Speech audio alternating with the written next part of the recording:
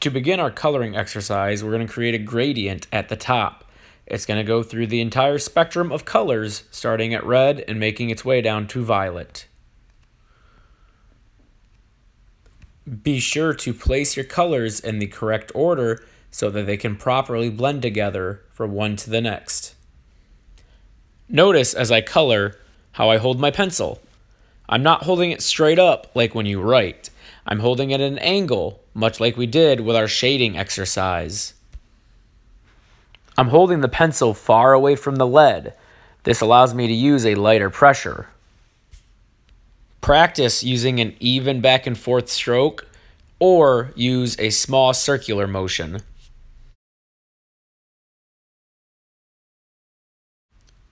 As I apply color, I build up light layers, slowly, one after another.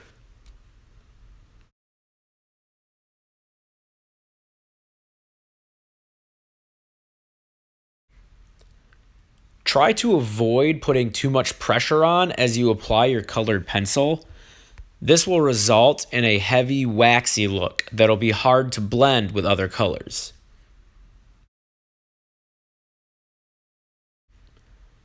After I've applied my main section of a primary or a secondary color, I blend the two together to help create tertiary colors in between, overlapping them slightly.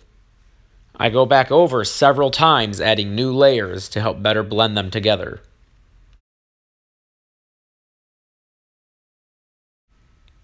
After my violet, I add a little bit of a reddish hue to help create a tertiary color, red-violet, that would be in between those two.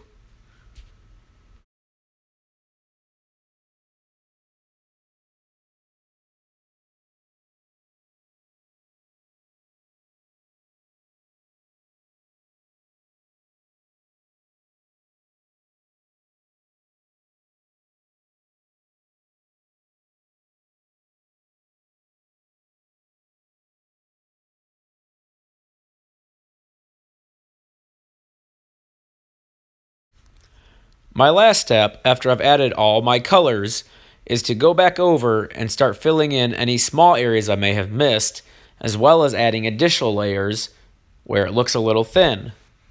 This will help create a smoother and more gradual gradient as it transitions from one color to the next.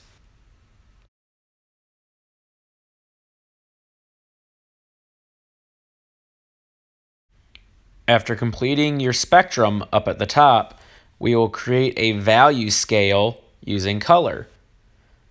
Your first box will be a light tint followed by a tint, the hue, a shade, a dark shade. The lowest box will be our darkest shade, which will be our closest to black. I start by evenly covering the box for my red hue.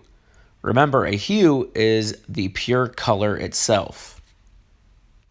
The hue will be in the third box down from the top. I continue by adding some very light coverage of red in the top two boxes. The top two boxes are a light tint and a tint. Remember, tint is a color plus white. In this case, my white is coming from the white of the paper showing through. To help add a little bit more color to that without darkening it, I add another warm color over my red. In this case, I add a very light yellow.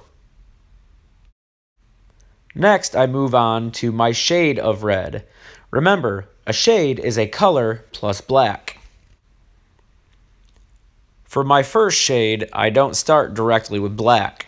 I add a layer of red, and then I add a cool color. In this case, I'm going to add some blues and purples. For my darker shade, I will also add a complementary color. In this case, the complementary color of red is green. By adding a color's complement, you will help darken the color. You may also add cool colors.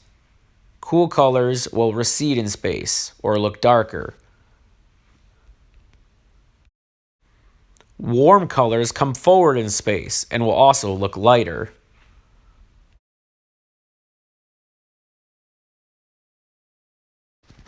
The very last color I'll add to my dark red will be black.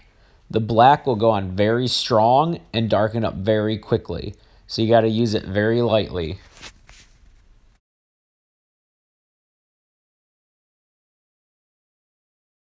My last step is to go back over my colors and add any additional layers or additional colors where needed. You will continue this step for each primary and secondary color in the following boxes.